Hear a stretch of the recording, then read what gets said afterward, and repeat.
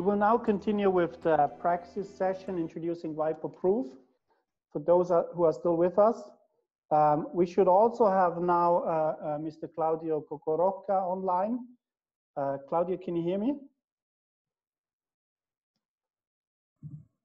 Yes, I can. So Claudio is a Senior Business and Partnership Manager at WIPO's Global Infrastructure Sector within the Office of the Assistant Director General. Thank you, Claudio, for being with us today, and the floor is all yours. Thank you, Arnaud. It's a pleasure to be here. And for those of you who plan to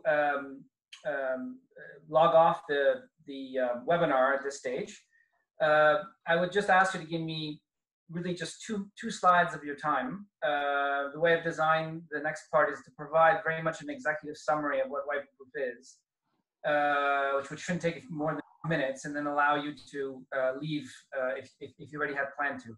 And of course, those who are more interested in details around the service, then I really invite you to stay on and get to really know the the WIPO's newest digital service that Francis Gurry mentioned during his speech. So I'm going to now move to share my screen.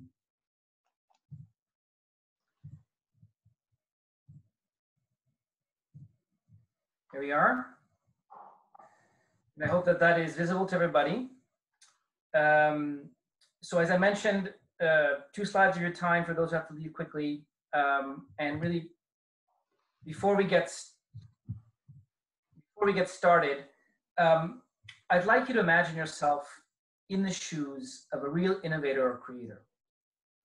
Perhaps you actually are one, or you represent one. I know that there's lots of partners from IP law firms present today. Or you could be a large firm that's a powerhouse of innovation. So this may be easy for you to imagine this.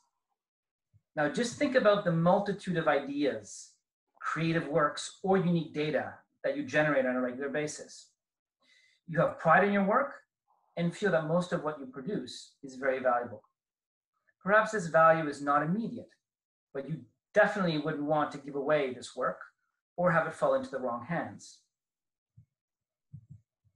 Now, with time, some of these ideas will become official intellectual property, such as patents, trademarks, and industrial designs, but many will not. For example, not all of your creative works will be commercialized immediately. Some ideas will be kept as trade secrets, and if you thrive on data, well, your data can't benefit from the protection afforded to official IP. In all of these cases, WIPO has thought about WIPO Proof, and it's exactly what you need to help safeguard this precious work.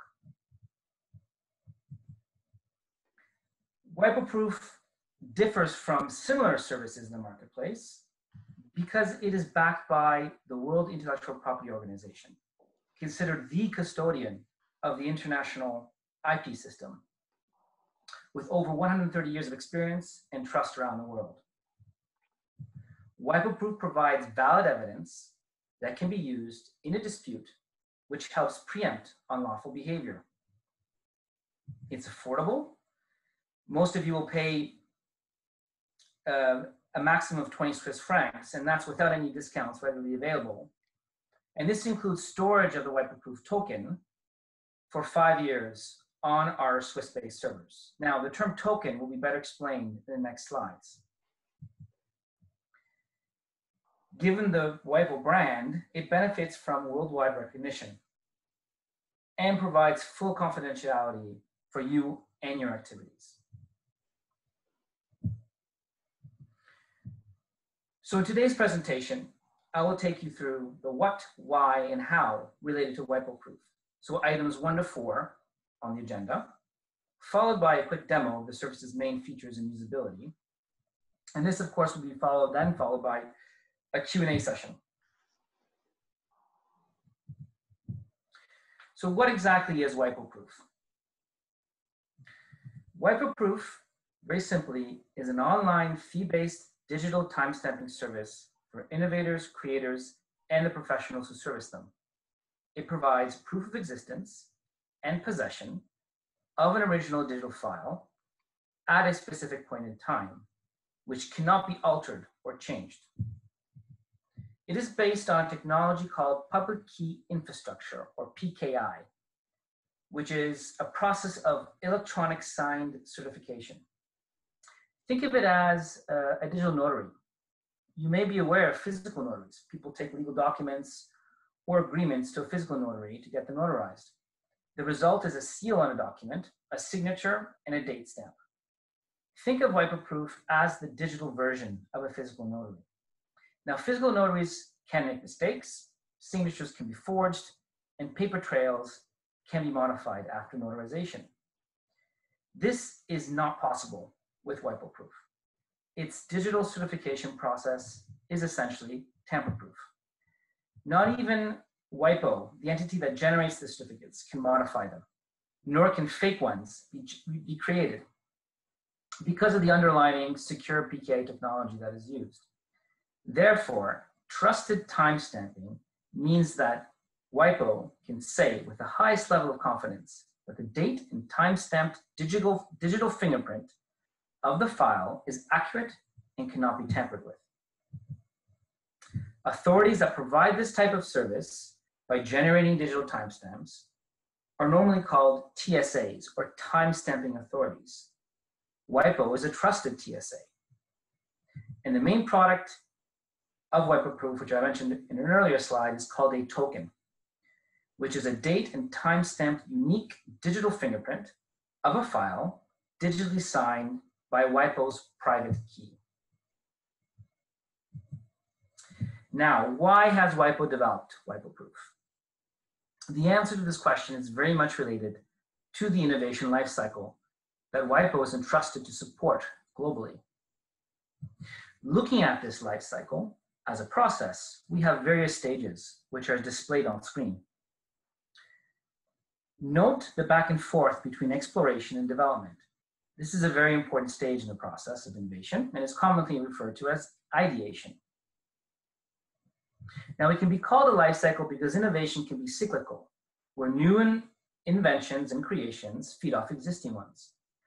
Where WIPO is best known for is, of course, the protect stage with its normative work around international IP treaties and associated services such as PCT, Madrid, and Hague. WIPO is also very powerful and useful in the area of the explore stage with its global IP databases. Under manage, there is the WIPO ADR Center for IP alternative dispute and domain name dispute resolution.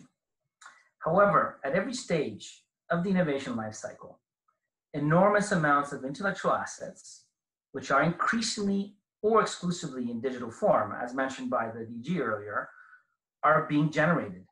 Such assets like data and research do not benefit from formal IP protection, despite their high value. Additionally, many innovators choose the trade secret route, which does not benefit from national or international IP registration. Lastly, in some countries, formal copyright registration does not exist for creative works, so proof of existence can be a challenge. In each of these cases, WIPO Proof is extremely helpful in safeguarding intellectual assets. The new service will help WIPO provide needed support during ideation, mainly at the create and develop stage, where a lot of intellectual assets are generated, and the manage stage, where additional intellectual assets are born as inventions or creations are worked. Essentially, WIPO now provides a solution to safeguard certain intellectual assets that historically have been a challenge to protect and are rapidly increasing in importance. Again, I underline data as an example.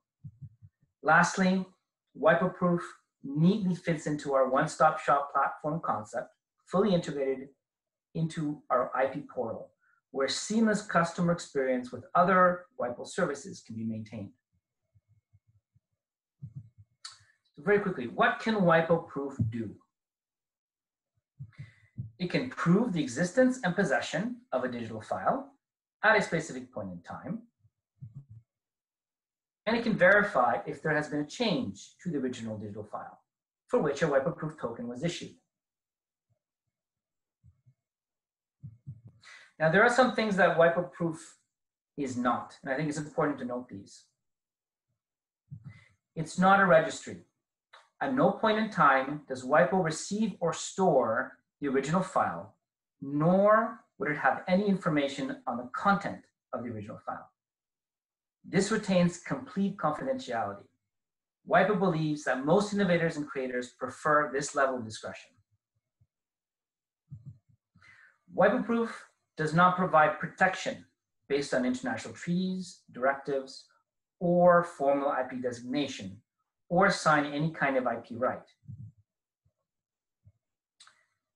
Since we don't formally verify your identity through a passport, for example, WIPO Proof on its own does not assert or attribute the ownership of the original file in a court of law. However, it's important to note that this also applies to our other WIPO services, including EPCT for patent applications. In fact, the same applies to similar commercial services to WIPO Proof. By themselves, they really only prove possession. So, what does WIPO Proof safeguard? For simplicity, we have organized use cases into 4 main areas. Number 1, trade secrets. Most of you know that in order for something to be considered as a trade secret, one of the main attributes that has to be demonstrated is that the owner has actually put in place protective measures that safeguard confidentiality. Traditionally, this is done through non-disclosure agreements, limiting access, physical and cyber security protocols, and other similar measures. However, using WIPO Proof to create a digital record of the point-in-time existence and possession of trade secrets can be extremely beneficial in deterring misuse and theft from employees and even partners. Number 2, creative works and designs. As context here, there are 3 important facts about this category of IP. First, copyright is an inherent right, which does not require formal registration of the works. Second, in some jurisdictions, like the European Union, designers benefit from 3 years of protection for unregistered designs, particularly useful in the fashion and textiles industry, for example.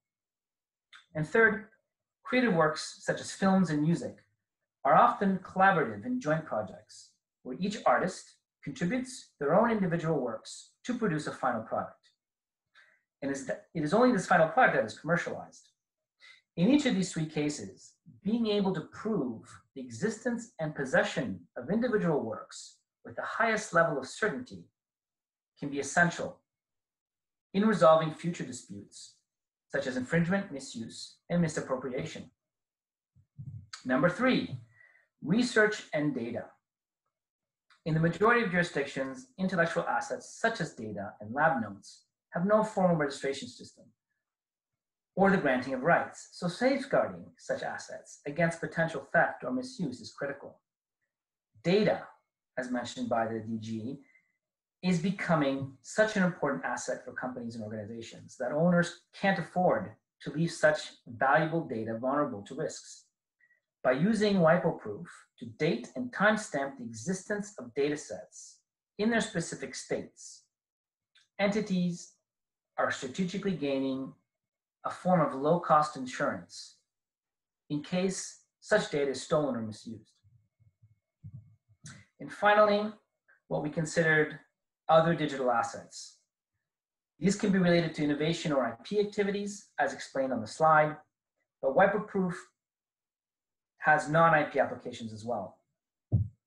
In the secure documentation space, for example. So this includes assisting in audit and compliance activities, supporting forensics and investigations, certifying damage documentation for the insurance industry, and anti-forgery and tampering measures for certificates and legal documents.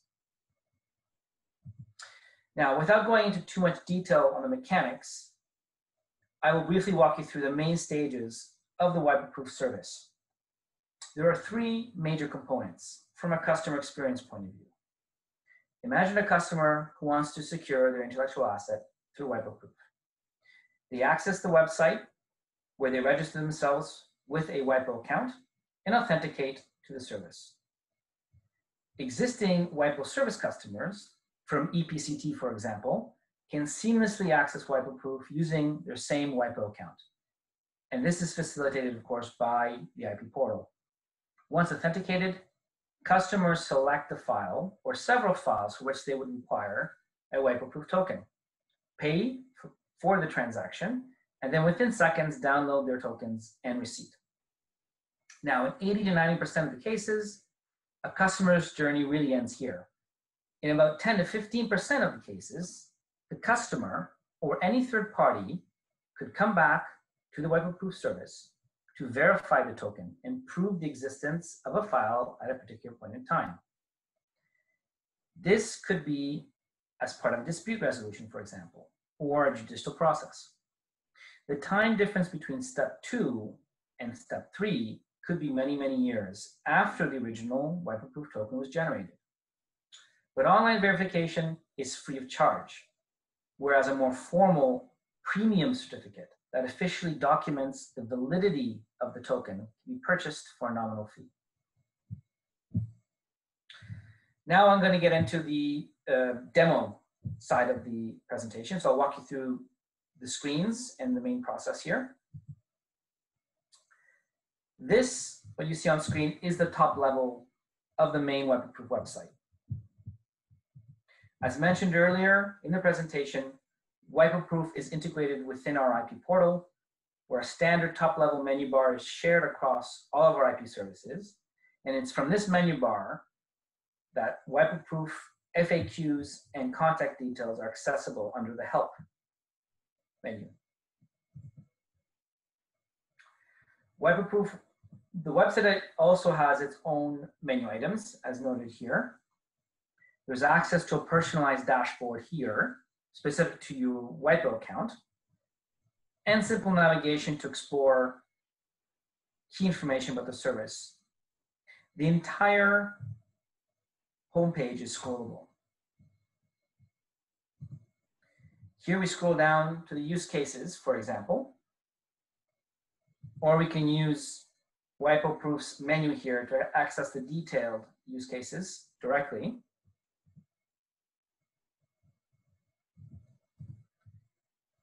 And here we're able to drill down further for each use case, which has its own introductory video, example, and more details, of course.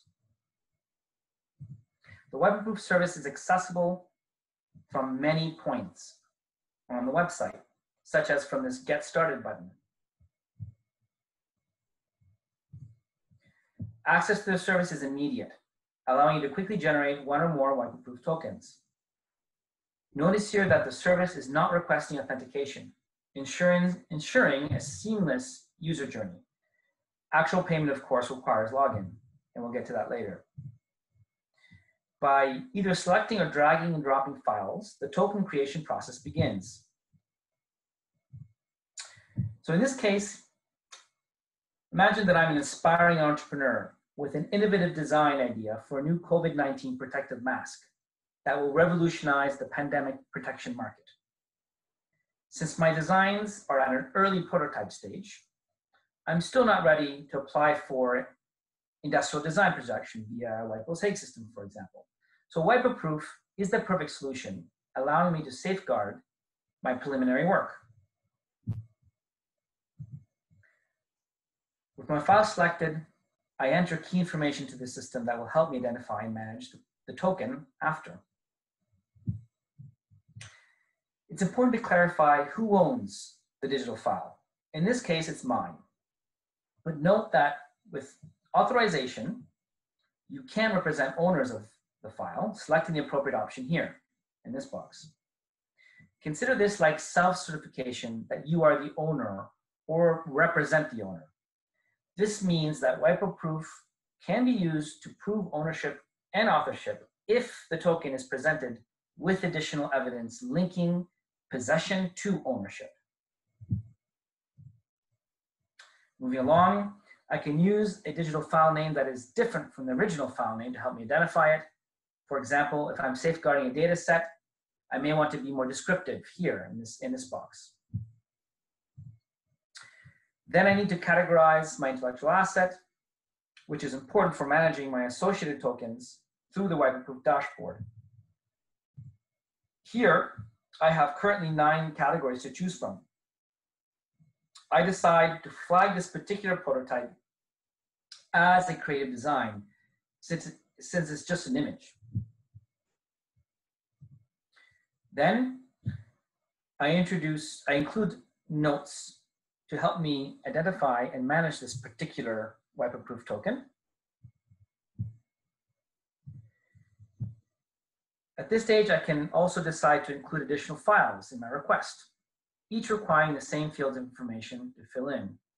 A point to note is that adding files at this stage does not add multiple files to a single WIPO Proof token request, but separate WIPO Proof tokens will be created for each added file. Once ready, I move on to the next stage of the process, which is the summary page. Notice the price of the transaction is included in the bottom left area. In this case, only 20 Swiss francs, which is the most I would pay for a single token without using a prepaid bundle of tokens. I can also add more files at this stage, go back and edit file details should I notice errors in the summary information. And then once satisfied, I'm ready to proceed to payment. Here, authentication is required.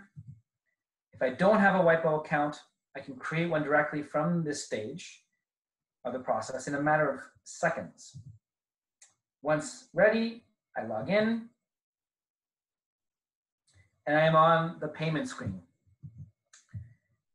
Notice that my AIPPI portal nav bar has me identified, allowing me to move directly to another WIPO service if I need to without requiring another login.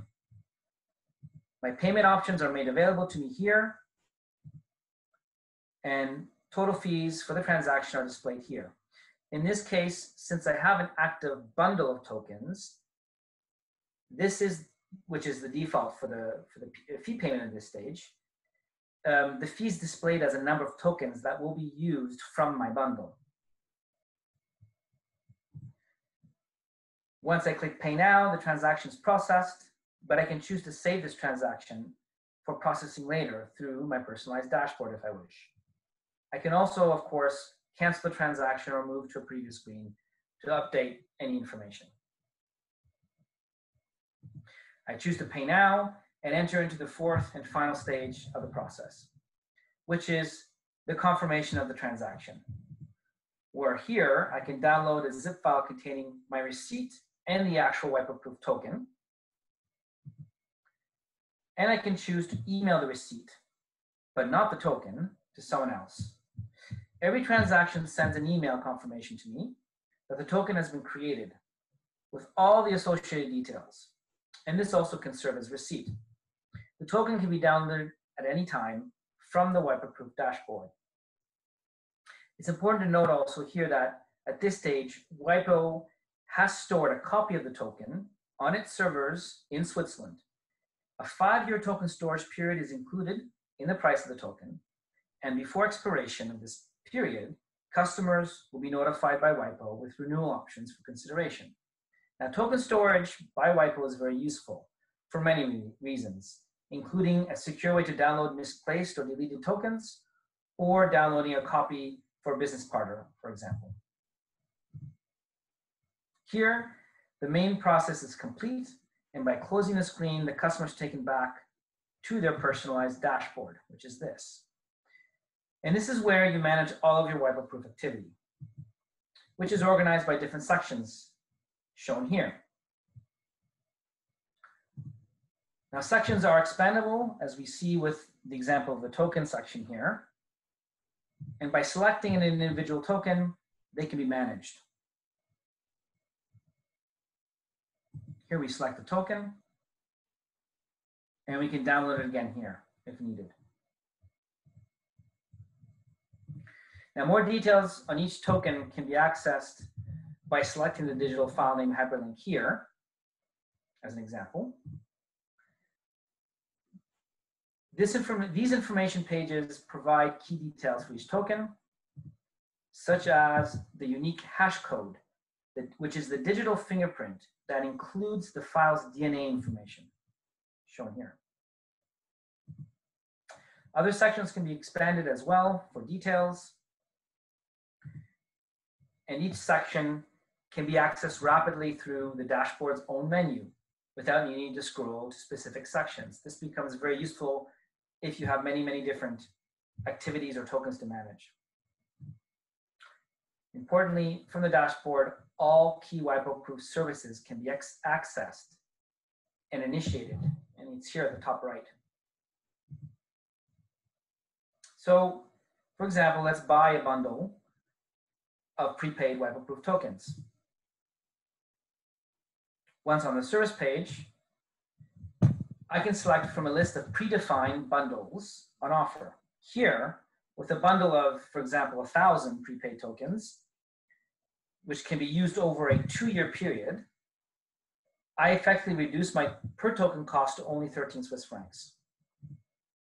To reduce my per token cost even further, I can contact WIPO directly for larger bundle options. And by doing this, I need to specify my needs and request to discuss with a WIPO representative. Bundle identity information can be personalized right over here, and then off to payment. Now, going back to the website, the main WIPO Proof website, to verify a WIPO Proof token, a WIPO Proof account, a WIPO account is not required. So this can be accessed directly from the website, right over here. If I have access to someone else's digital file and associated token, I can verify its validity, including information on when it was created, all directly from the WIPO Proof website. So I don't have to be the owner or the original creator of the token. I access the service directly without needing to log in, where I select the original file here. In this case, I want to verify my colleague's picture of beautiful Mount Assiniboine in Canada. Then I need to select the associated WIPO Proof token, which is here. And now I'm ready to verify the validity of the token and understand when it was originally created. The result is then displayed. In this particular case, the token was not verified properly. Either the original file was modified since the time the token was generated. For example, the picture was photoshopped in the meantime, or I have the wrong token or wrong original work. If you noticed, in this example, I have the WIPO Proof token stored in a folder with more than one picture, which in general is bad practice.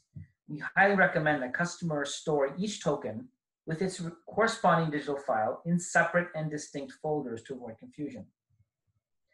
So I go back, I try again, I choose another picture, and voila, it's verified. The token was created on May 20th, 2020 at 12:24 and 36 seconds of coordinated universal time. Notice in the verification information that the creator of the WIPO Proof token and holder of the original file is left anonymous. And this is done explicitly to protect confidentiality.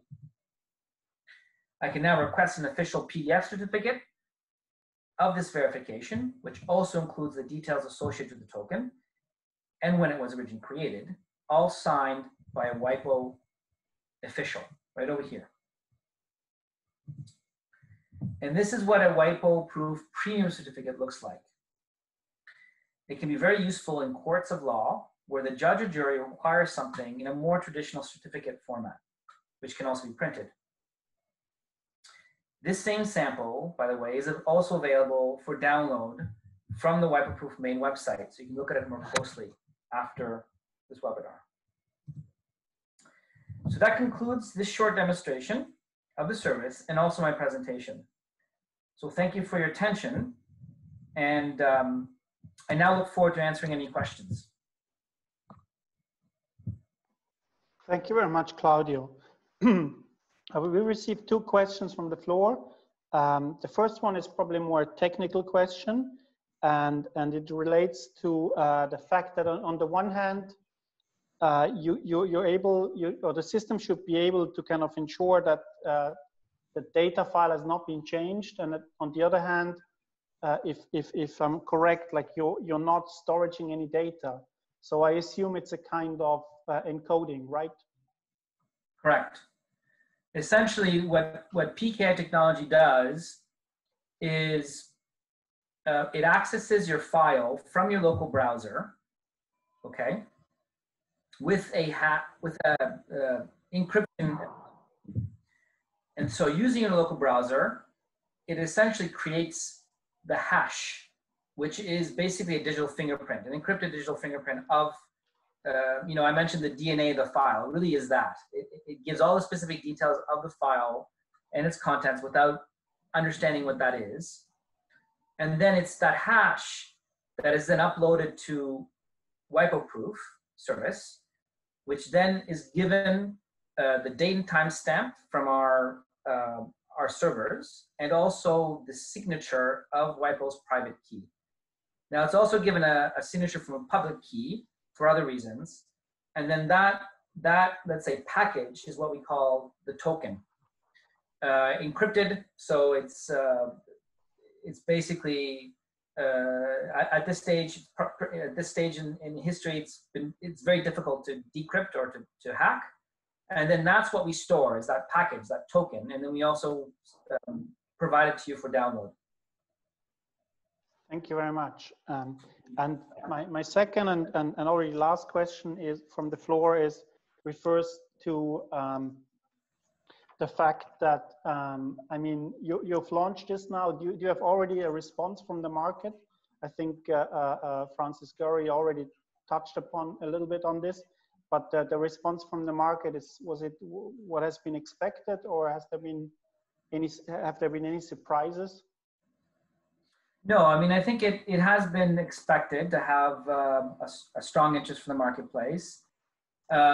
We are, and that interest is, without going into too much detail, that interest is very much spread across different, what we consider categories of customers or partners. We have big, let's say, industry corporations that are interested in essentially having a more, let's say, regular use of WIPO Proof, so through an API, and creating a more custom, custom larger bundle for them. We have also, of course, interest from individual innovators and creators, SMEs. We do have also interest from copyright offices, national copyright offices, or IPOs that would like to consider partnering with us and somehow offering, you know, our service more readily, a localized version perhaps for their customer base. And that's really what we see as the main categories, the three main categories of interest. In terms of countries, there's a lot of interest from Latin American countries. The Director General mentioned Brazil. And Brazil is a particular case. I mean, I wouldn't say it's a unique case, but it's a particular case where, let's say that the existing registration process for published works or images and video is a bit cumbersome. Involves a lot of time and effort. So they see this as a great, let's say, not alternative, but complement to get some sort of immediate safeguarding mechanism in place around copyrighted works. We've also had interest from, obviously, the Chinese, quite interested. And we see that this is very much a global service. And a lot of the thinking around launching this service from WIPO's perspective was to somehow help close the digital divide. So it's very much about bringing this kind of a service to countries where there are no existing similar commercial services available at the moment. So to a certain extent, we're looking to help educate the marketplace and democratize, let's say, this kind of use of digital certificate technology for the IP space. Thank you very much. And thank you for being with us today and giving us this very practical hands-on insight into this new tool. I hope it will be time for you to go back to your office, to your real office, so at WIPO, and we send a little token of appreciation for all your work. Thank you very much, Claudio. It was a pleasure. Thanks for listening. Thank you very much to everybody for also your willingness to stay on for such a long time with us. The next edition of the WIPO AIPPI joint seminar will take place on the 8th of July. And this session will be dedicated to current trends in mediation and arbitration for IP and technology disputes. We have invited Ignacio de Castro, the director of the IP Disputes and External Relations Division at the WIPO Arbitration and Mediation Center. And he will be joined by 2 AIPPI members, Aurelia Marie and Jean-Christophe Troussel. You will receive an invitation in the next few days, and we will look forward to have you here again online in this webinar section. Thank you very much, and stay safe.